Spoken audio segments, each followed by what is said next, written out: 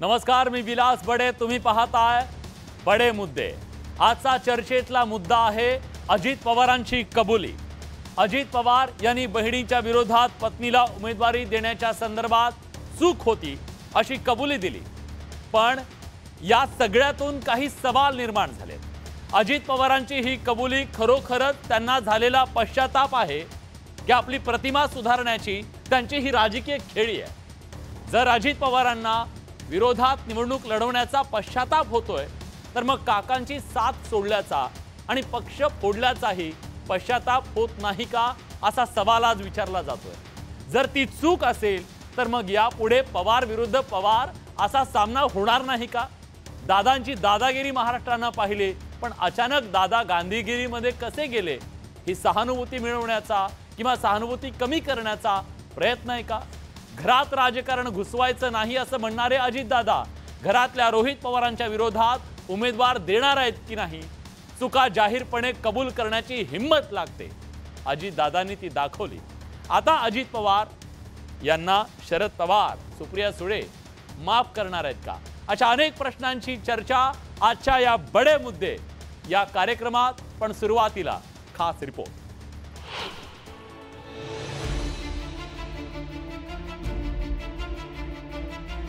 उपमुख्यमंत्री अजित पवारांनी नुकत्याच एका वृत्तवाहिनीला दिलेल्या मुलाखतीत बारामतीतल्या पवार विरुद्ध पवार संघर्षावर ही जाहीर कबुली दिली.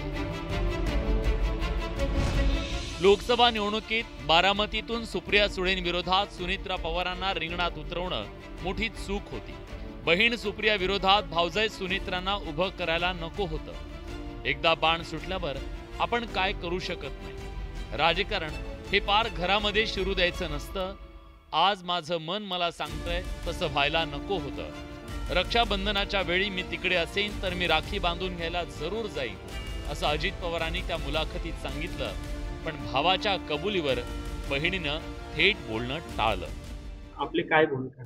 रामकृष्ण आहे, रामकृष्ण आहे. इव्हेंट मॅनेजरने सांगितलं असेल आता तुम्ही असं बोला, आपल्याला असं बोलण्याशिवाय आता दुसरा पर्याय नाही. म्हणून त्यांनी जर असं सांगितलं की मी भाजपकडे गेलो, हीच माझी चूक झाली, तर मग या सगळ्यांवर विश्वास ठेवता येईल. एकीकडे सुप्रिया सुळे अजित पवारांच्या कबुलीवर भाष्य करणं टाळतायत, तर दुसरीकडे रोहित पवारांनी काका अजित पवारांसह भाजपवर शरसंधान साधलं. आदरणीय दादा, खासदार सुप्रियाताईंच्या विरोधात सुनित्रा काकींना उमेदवारी देण्याचा निर्णय दादांचा असूच शकत नाही अशी खात्री होती. ती चूक होती म्हणून एका वृत्तवाहिनीच्या मुलाखतीत त्याची तुम्ही कबुली दिली. परंतु तुमचे मित्र पक्ष मात्र उलट प्रचार करत हा दादांचाच निर्णय असल्याचं सांगतात. याला तुम्ही चूक झाल्याचं नाव देत असाल तरी प्रत्यक्षात हा दिल्लीत बसलेल्या गुजरातच्या नेत्यांचा दबाव होता, असा टोला रोहित पवारांनी सोशल मीडियावर पोस्ट करत लगावला. आम्हाला असं वाटतं की तो दादांचा नसावा. केंद्रात बसलेले गुजरातचे जे नेते आहेत त्यांनी कदाचित तो निर्णय दादांवर लादला असावा. भाजपच्या दबावामुळे अजित पवार महायुती सोबत गेल्याची टीका मवियाच्या नेत्यांकडून सातत्यानं केली जाते. आता अजित पवारांच्या त्या कबुलीनं विरोधकांच्या आरोपांना बळ मिळालंय. पण लोकसभेच्या पार्श्वभूमीवर अजित पवारांनी विधानसभेसाठी राजकीय खेळी तर खेळली नाही ना, अशी चर्चा राजकीय वर्तुळात रंगली आहे. Bureau report, news 18 Lokmat. दादांचा खरोखरचा पश्चाताप की राजकीय खेळी, हा सवाल महाराष्ट्रातल्या जनतेला विचारला. जनतेचं मत ऐकूया. कलर सुद्धा बदलवलेला आहे त्यांनी. मला वाटते काकाचं न ऐकता कोणत्या जे एजन्सीज राहतात आजकाल त्यांना ते सगळं दिलेलं आहे. त्याच्यामुळे ते महाराष्ट्रात फिरत असताना जो सहभाग त्यांना, जेवढी ताकद त्यांना पाहिजे होती ती ताकद त्यांना मिळत नाही आहे. त्यामुळे त्यांना वाटत आहे की आपलं जे डिसिजन आहे ते चुकलेलं आहे. हे तर होणारच होतं. म्हणजे त्यांनाही माहिती असेलच की कदाचित आपली सीट निवडून येणार नाही. राजकारणाचे काही गोष्टी आणि राजकारणाचे डावपेच हे त्यांचे काकांकडनंच ते शिकलेले आहेत आणि त्यांनाच ते गुरु मानून पुढे राजकारणामध्ये ते वापरत आहेत. आपल्यामध्ये मतभेद असावेत पण मनभेद नसावा, आणि जर मनभेद नसेल तर मग ते नातं टिकून राहतं आणि कदाचित त्याची उपरती अजितदादांना आली असावी. अर्जुन भावनिक झाले तसं दादाला या राजकीय कुरुक्षेत्रावर भावनिक होऊन चालणार नाही, कारण त्यांच्यावर भरोसा ठेवून अनेक सेनापती पवारसाहेबाला सोडून त्यांच्याबरोबर आहेत. ते जर भावनिक झाले तरी या पुढची लढाई दादा कशी जिंकतील? सत्तेत राहायची सवय आणि त्यांना आता काय झालं, तिथं त्यांना मतदारांचा कोल मिळाला नाही. त्यामुळे त्यांनी काय केलं की बा आपल्याकडं भावनिक दृष्टीने मतदार बघतील आणि येणाऱ्या विधानसभेत आपल्याला चांगल्या सीटी लागतील, त्या उद्देशाने त्यांनी हे की ही चूक झाली. लोकसभेमध्ये त्यांना कळून आलं की जनसामान्यामध्ये आपल्याविषयी किती आक्रोश आहे. पुन्हा एकदा आपल्याला विधानसभेमध्ये जर कधी चांगल्या मताने निवडून यायचं असेल तर आपल्याला फक्त शरद पवार सोबतच जाऊन त्यांच्यासोबतच आपण पुढेही आपली राजकीय पोळी भाजू शकतो. त्यामुळे ते असे वक्तव्य करताय असं मला प्रामाणिक वाटतंय. अजित पवार हे महाराष्ट्राचे कर्ता धर्ता आहेत. उद्या नेतृत्व, तरुण नेतृत्व त्यांच्याकडे चांगल्या नजरेने बघतायत आणि महाराष्ट्राच्या राजकारणामध्ये आम्हाला अजितदादा पवार पाहिजे. ते हारले किंवा जिंकले नाही, पण एक चांगलं नेतृत्व आम्हाला पाहिजे. मंडळी, महाराष्ट्रातले लाखो जनता आज टीव्हीच्या माध्यमातून हा कार्यक्रम पाहते, पण यूट्यूबच्या माध्यमातून सुद्धा हा कार्यक्रम पाहणारे अनेक प्रेक्षक आहेत. तुम्ही सुद्धा यात थेट कमेंट करून सहभागी होऊ शकता. आता इथं काही प्रेक्षक आहेत ते कमेंट करतायत. मी एक कमेंट इथं ऐकवतो त्यांची. भास्कर बनसोडे म्हणतायत अजित पवार यांना पश्चाताप नाही, ही त्यांची राजकीय खेळी आहे, सहानुभूती मिळवण्याचा प्रयत्न आहे. प्रेक्षक हो, तुमच्या प्रत्येक कमेंटवर माझी नजर असणार आहे आणि या पाहुण्यांना तुमच्या प्रश्नावर सुद्धा बोलतं करणार आहे. आपण थेट चर्चेला सुरुवात करूया. माझ्यासोबत आता जोडले गेलेले आहेत विद्या चव्हाण, राष्ट्रवादी शरदचंद्र पवार पक्षाच्या नेत्या. आपल्यासोबत जोडले गेलेले आहेत राष्ट्रवादीचे आमदार अमोल मिटकरी. अमोलजी, स्वागत आहे. आणि निवासी संपादक लोकमत नागपूरचे श्रीमंत माने. मी दोन्ही बाजूंच्या प्रवक्त्यांना पहिल्यांदा 1-1 मिनिट वेळ देणार आहे. या प्रश्नावरती 1 मिनिटात त्यांनी त्यांचं मत मांडायचं. कोणी कुणाला त्या 1 मिनिटात टोकणार नाही, बोलणार नाही. मी सुरुवातीला विद्याताईंकडे जातोय. विद्याताई, आज ज्या प्रकारची ही कबुली समोर आली आहे, हा पश्चाताप की राजकीय खेळी, तुमचं मत काय? 1 मिनिट तुमचा सुरू झाला. नाही, मला असं वाटतं पश्चाताप तर झाला असेलच, कारण अजितदादा इतके कॉन्फिडंट होते की सुनेत्रा बहिणी निवडून येणार असा त्यांना एक आत्मविश्वास होता. परंतु नंतर निवडणुकांचे निकाल लागल्यानंतर अजितदादांना झटका बसला की आपण एवढं सगळं सांगून सुद्धा लोकांनी आपल्याला नकारलेलं आहे आणि त्यामुळे अजितदादांचं आता पश्चाताप करायची वेळ आली आहे. कारण बारामतीचे मतदार मला असं वाटतं अत्यंत हुशार आहेत आणि चाणाक्ष आहेत. त्यांनी बरोबर त्यांना जे करायचं तेच त्यांनी केलेलं आहे. दमबाजीला किंवा कशालाही ते घाबरलेले नाही आहेत. पण अजितदादांना जर आता सुबुद्धी झाली असेल, पश्चाताप झाला असेल तर निश्चितच त्यांच्या मनाचा मोठेपणा म्हणावा आपण आणि ते स्वीकारावं आणि त्याप्रमाणे पुढच्या काय स्टेप्स आहेत ते बघूया आता काय होतंय ते. पश्चाताप झाला असेल तर त्यांच्या वागण्यातनं ते दिसेल, परंतु आतापर्यंत तसं वाटत नव्हतं. मी अमोल मिटकरींकडे जातोय. अमोल मिटकरीजी, 1 मिनिटात तुमची भूमिका सांगा. दादांचा हा खराच पश्चाताप की लोक म्हणतायत ही राजकीय खेळी? तुमचा वेळ सुरू होतोय. आवाज ब्रेक होतो सर. आवाज येतच नाही. आवाज अमोलजी, माझा आवाज तुमच्यापर्यंत पोहोचतोय?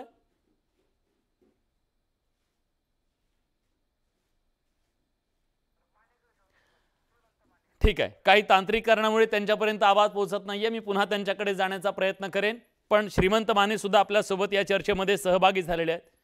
सर, असं काय झालं की अजित पवार यांना सातत्यानं अशा प्रकारे आपल्या चुका दिसायला लागलेल्या आहेत? तुम्हाला 1 मिनिट देतो. तुम्ही या सगळ्या कबुलीनाम्याकडे कसं पाहताय?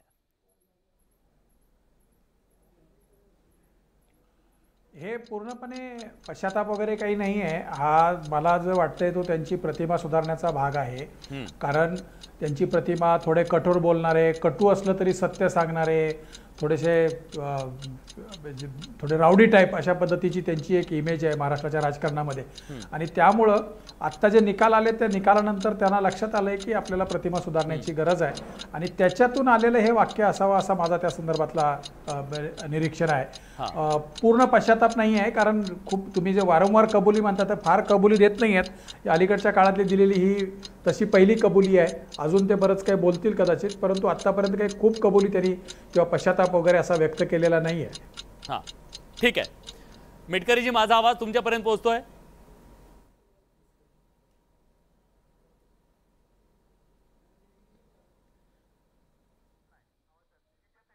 ठीक आहे, त्यांच्याकडे आवाज पोहोचत नाही. मी पुन्हा जाण्याचा प्रयत्न करतो. विद्याताई, कबुलीनामा आला समोर, पण तो येता येता बराच उशीर झाला का? 2 महिने गेले. नाही, आता काय झालंय, आता विधानसभेच्या निवडणुका जवळ आलेल्या आहेत आणि बारामतीच्या लोकांनी, मतदारांनी जो समजदारपणा दाखवला त्याच्यावरनं मला असं वाटतं अजितदादांना असं वाटलंय आणि कुटुंबामध्ये अशा प्रकारे कलह निर्माण करायचं काम हे भाजपनं केलेलं आहे आणि त्याच्यामध्ये ते यशस्वी झालेले आहेत. खरं तर अजितदादांसारखे एक कणखर नेता, स्पष्ट वक्ता यांनी खरं तर तिकडे भाजपच्या सांगण्यावरून जायला नको होतं, परंतु ते ईडीच्या, इन्कम टॅक्सच्या धाडी यांनी ते बेजार झाले. ते स्वतःच नाही तर त्यांच्या कुटुंबियांपैकी त्यांच्या बहिणींवरती असेल, त्यांच्या मुलावरती असेल, पत्नीवरती असेल, अशा प्रकारच्या धाडी टाकण्याचं जे सत्र बघितलं त्यांना काही पर्याय ठेवला नव्हता आणि त्यानंतर अजितदादा तिथे जातील असं वाटलं नव्हतं. खरं तर अजितदादा गेले नसते तर निश्चितच आता मुख्यमंत्री अजितदादाच महाराष्ट्राचे झाले असते. आम्हाला सगळ्यांना त्याचं खूप वाईट वाटतं आणि तेव्हा वेळोवेळी आम्ही प्रयत्नही केले होते सांगायचे, पण दादा, मला असं वाटतं कदाचित अनेक लोक जेलमध्ये गेले, भुजबळ साहेब गेले, अनिल देशमुखजी गेले, परंतु अजितदादांना वाटलं की भाजप सांगताय तसं आपण करावं. पण त्यांनी जर तसं केलं तर त्यांनी तिथे ठराविक मर्यादेनंतर त्यांनी थांबायला पाहिजे होतं आणि त्यांनी हे सांगायला पाहिजे होतं की माझ्या कुटुंबामध्ये म्हणजे बारामती मतदारसंघामध्ये भाजपने ढवळाढवळ करू नये, आम्हाला जे योग्य वाटतं ते आम्ही करावं. म्हणजे खासदारकीची निवडणूक, लोकसभेची निवडणूक हे सुप्रियाताई लढतील आणि विधानसभेची निवडणूक जशी अजितदादा लढतायत तसं लढतील, असं जर त्यांनी सांगितलं असतं तर कुटुंबामध्ये अशा प्रकारे कलह किंवा जे काय झालेलं आहे ते झालं नसतं. तर ते रोखण्याचं काम अजितदादांना करता आलं असतं, पण दुर्दैवाने ते अजितदादांनी केलं नाही. त्यामुळे बारामतीच्या मतदारांमध्ये नाराजी होती आणि त्यांनी ठरवून टाकलं की आपल्याला जे करायचं ते आपण करायचं आणि साहेबांशी सगळे मतदार एकनिष्ठ राहिले. बरं, अमोल, माझा आवाज तुमच्यापर्यंत पोहोचतोय का?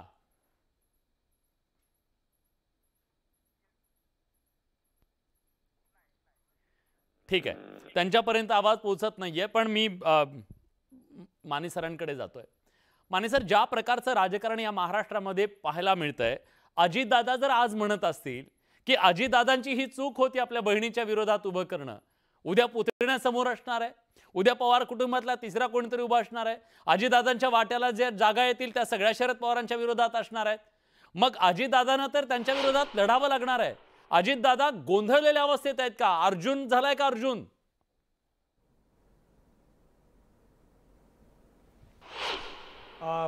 अर्जुन झालाय की नाही आपण आत्ता निष्कर्ष नाही काढू शकत, परंतु हे आत्ताचं राजकारण नाही आहे. याच्यासाठी आपल्याला 2019च्या ऑक्टोबर महिन्यामध्ये जावं लागेल, ज्या वेळेला महाराष्ट्राच्या विधानसभेचे निकाल आले होते आणि तो जो काही 80 तासाचे सरकार वगैरे आलं होतं देवेंद्र फडणवीस आणि अजितदादांचं, आणि त्याच्यानंतर शरद पवारांनी जे राजकीय डावपेच लढले त्याच्या परिणामी भारतीय जनता पक्षाला सत्तेतून बाहेर राहावं लागलं आणि दोन्ही काँग्रेससोबत शिवसेनेची युती झाली.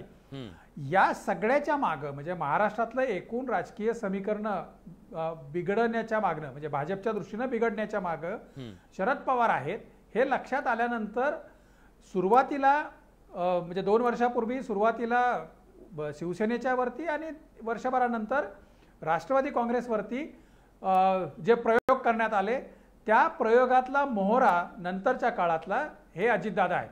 आणि त्यामुळं तुम्ही आठवत असेल तुम्हाला की ज्या वेळेला नवे प्रदेशाध्यक्ष झाले भारतीय जनता पक्षाचे चंद्रशेखर बावनकुळे, तर त्यांनी थेट आम्ही बारामती जिंकूच असं म्हणजे बाहेरून पण वक्तव्य केलं आणि बारामतीत जाऊन पण केलं. त्याच्यानंतर त्यांचे अगोदरचे प्रदेशाध्यक्ष चंद्रकांत दादा जे आहेत त्यांनी पण ते वक्तव्य केलं होतं. सर मला त्याच्याबद्दल बोलायचं आहे. हो, मला त्याच्याबद्दल बोलायचं आहे. तो बाईट सुद्धा मी ऐकवणार आहे सर, मी तो बाईट ऐकवणार आहे. पण आता आपल्या चर्चेमध्ये सहभागी झालेले आहेत अमोल मिटकरी. अमोल मिटकरीजी, अजितदादांनी कबुलीनामा दिला खरा, पण कुणाला ते पटत नाही हो.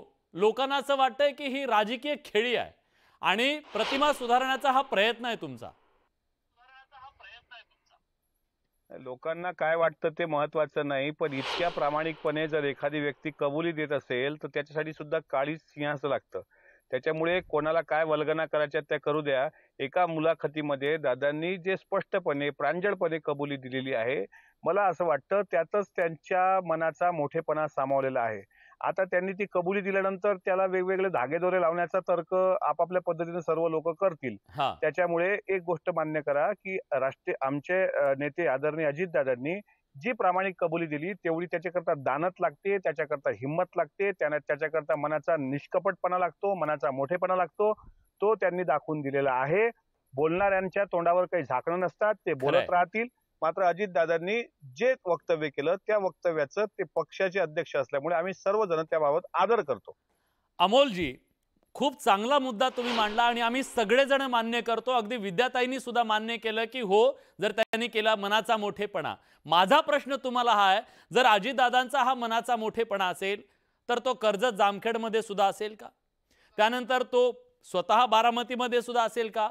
आणि तुमच्या समोर ज्या जागा येणार आहेत ना तुम्हाला महायुतीमध्ये निवडून, त्या शरद पवारांच्या येणार आहेत. कुठं कुठं तुम्ही हा मनाचा मोठेपणा दाखवणार आहात? नाही, तुतारीच्या जागा निवडून येत आहेत असं ते तुम्ही म्हणताय, हे तुम्ही कुठून अवलोकन केलंय? येणार नाही, लढायचंय त्यांच्या विरोधात म्हणतोय. आता राहिला प्रश्न कर्जत जामखेड बारामती, तर शेवटी कसं आहे की सर्वांना निवडणूक लढवण्याचा अधिकार आहे. कर्जत जामखेडचा आमदार इतका घाबरलाय की आज त्यांनी त्यांच्या पत्रकार परिषदेत उमेदवारच जाहीर केले. महायुती जर एकत्र आणि एक संघ लढत असेल तर ती जागा कर्जत जामखेडची ही भारतीय जनता पार्टीच्या वाटेवर जाते.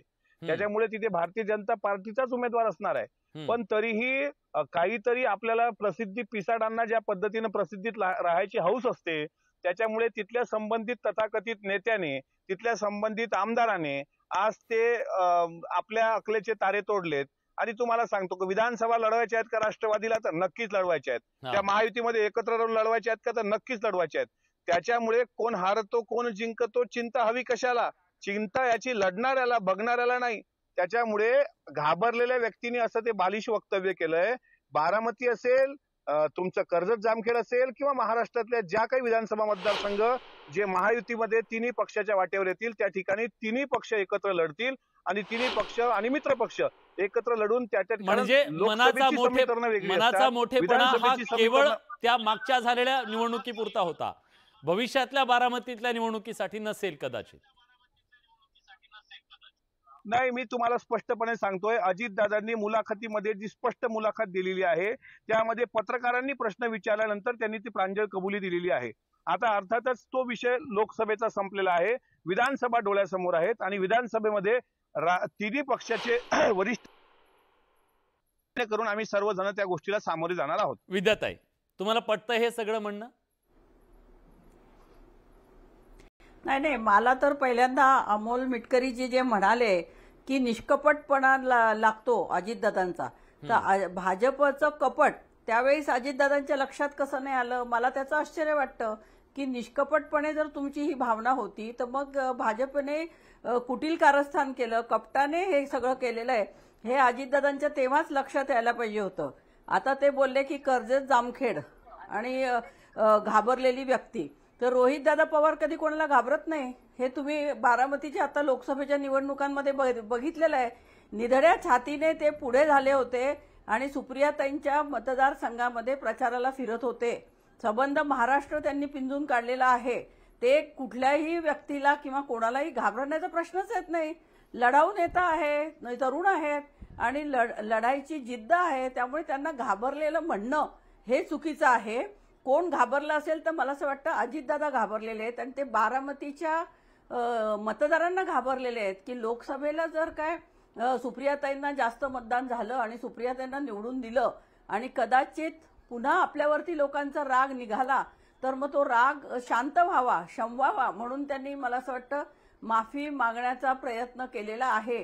पण आता माफी करायची की नाही किंवा आता सुप्रियाताईंना आणि पवार साहेबांना त्याच्याबद्दल काय वाटतंय, त्यांच्या कुटुंबातील व्यक्तींना काय वाटतंय, हा त्यांचा पूर्णपणे खाजगी प्रश्न आहे, प्रायव्हेट प्रश्न आहे, त्यांचा स्वतःच्या घरातला प्रश्न ठीक आहे. मी विचारतो ना अमोल मिटकरना. अमोल मिटकरीजी, तुम्ही म्हणताय रोहित पवार घाबरलेत, त्या तर म्हणतायत अजितदादांचंच राजकारण धोक्यात आलेलं आहे, अजितदादांना पराभव दिसतोय म्हणून अजितदादा आता माफी मागत फिरतायत.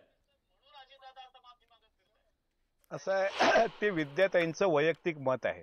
मला माझं मत मांडण्याचा अधिकार होता, तो मी स्पष्टपणे मांडलं. आता त्यांनी निष्पापपणाने सगळ्या गोष्टी कबूल किंवा प्रांजळ मनाने कबुली दिली असेल, त्याच्यामध्ये भाजपचं कपट त्यांच्या लक्षात आलं नाही का, हे आता तसे ते काहीतरी प्रश्न विचारतायत. आणि वडाची साल पिंपळाला लावण्याचा जो प्रकार आपण ऐकलेला आहे मराठी साहित्यामध्ये, तसं साधारणपणे कशा पद्धतीने, म्हणजे सुप्रियाताई माफ करतील का, पवार साहेब माफ करतील का? अरे जर कुटुंब आणि राजकारण हे दोन वेगळे बाजू असतील तर विद्याताई सारख्या अत्यंत वैचारिक प्रगल्भ मुत्सद्दी राजकारण्यांनी ते समजून घेतलं पाहिजे. पण आता राहिला प्रश्न, ज्या वेळेस आज पत्रकार परिषद कर्जत जामखेडच्या आमदाराची झाली, त्यामध्ये त्या आमदारांनी स्पष्ट म्हटलंय की माझ्या विरुद्ध पण दादा तुम्ही असे उमेदवार उभे करणार का, आणि त्याच्यामध्ये जय पवार, पार्थ पवार आणि स्वतः अजितदादा उभे राहतील का, एवढं त्या नेत्याला माहित असलं पाहिजे. ज्या वेळेस एखादा व्यक्ती असं बालिश बोलतो त्यावेळेस त्या व्यक्ती तो आतून घाबरलेला असतो. अजितदादाला घाबरून जाण्याचा कधी प्रश्नच येत नाही. माझ्यापेक्षा जास्त कार्यकाळ अजितदादांचा पाहिलेला आहे. अजितदादा जर नुसत्या पश्चातापानं त्यांचं समाधान होत नसेल तर प्रायश्चित्त घ्यावं अशी अपेक्षा असू शकते. दादांनी याच्या आधी एक प्रायश्चित्त घेतलेलं होतं, असं काही प्रायश्चित्त घेतलं जाऊ शकतं का?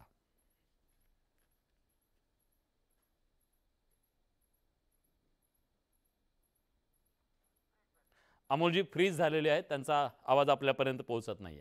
पण प्रेक्षकांना आपल्याला हे सांगायला हवं, मला हाच मुद्दा घेऊन जायचा आहे माने सरांकडे. माने सर, आपण एक थोडीशी आठवण करून देतो.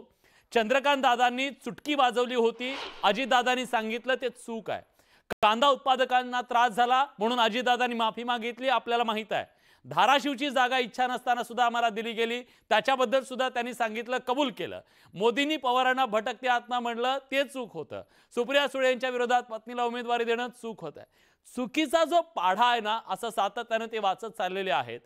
याचा नेमका अर्थ काय आहे? का अजित पवार सातत्यानं, नुसतं त्यांनी जॅकेट बदललेलं नाहीये तर दादागिरी करणारे दादा गांधीगिरी करतायत? काय याच्या मागचं गमक आहे?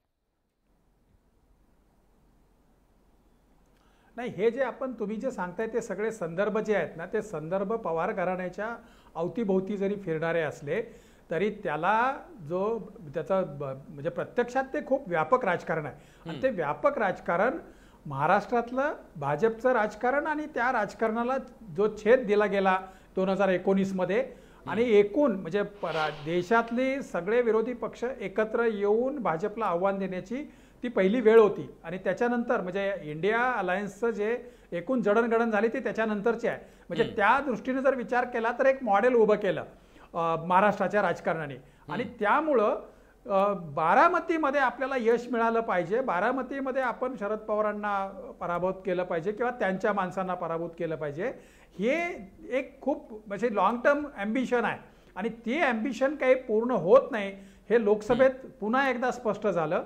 मी तुम्हाला एक संदर्भ म्हणून सांगतो. गेल्या वेळेच्या विधानसभा निवडणुकीमध्ये स्वतः अजितदादांच्या विरोधात बारामतीमधून उमेदवारी घ्यायला लोक तयार नव्हते आणि त्याच कंडिशनवरती ती उमेदवारी घेतली गेली की ज्या वेळेला आमच्यासाठी पंतप्रधान नरेंद्र मोदींची सभा लावणार असाल तर आम्ही उमेदवारी घेतो.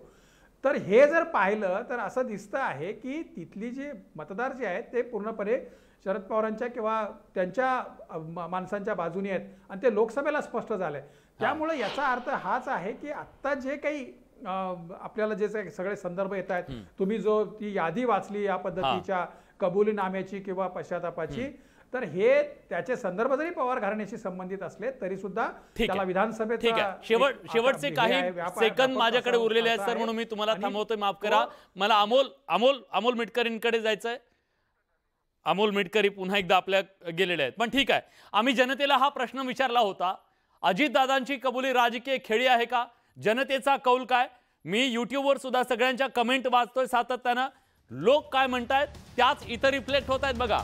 बघा जनतेला जेव्हा आम्ही हा प्रश्न विचारला की अजितदादांची कबुली राजकीय खेळी आहे का की केवळ ती प्रांजळ एक प्रकारचं प्रायश्चित्त आहे, जनतेला काय वाटतंय? जनतेने स्वतःची मतं नोंदवली आहेत.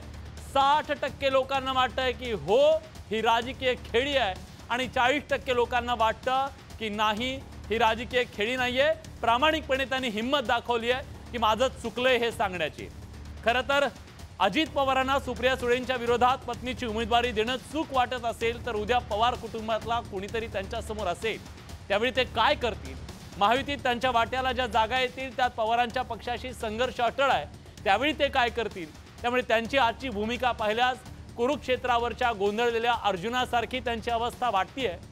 पण ज्यानं कुटुंबाला समोर पाहून शस्त्र टाकली त्याची ही अवस्था आहे का? तर दुसऱ्या बाजूला चित्र असं आहे, वाघ 2 पावलं मागे जातो तेव्हा समजून जायचं की तो मोठी झेप घेणार आहे. अजित पवारांनी आज कबुली देऊन 4 पावलं मागे जाणं त्यांना मोठी झेप घेण्याची राजकीय खेळी आहे का? याचं उत्तर मात्र निवडणुकीच्या नंतर मिळणार आहे. आजच्या चर्चेमध्ये आपण सगळेजण सहभागी झालात. प्रेक्षकांनो, तुम्ही सुद्धा सहभागी झालात त्याबद्दल तुमचे सुद्धा मनापासून आभार. बडे मुद्देमध्ये आज आपण इथेच थांबतोय. ताज्या घडामोडींसाठी बघत रहा न्यूज 18 लोकमत.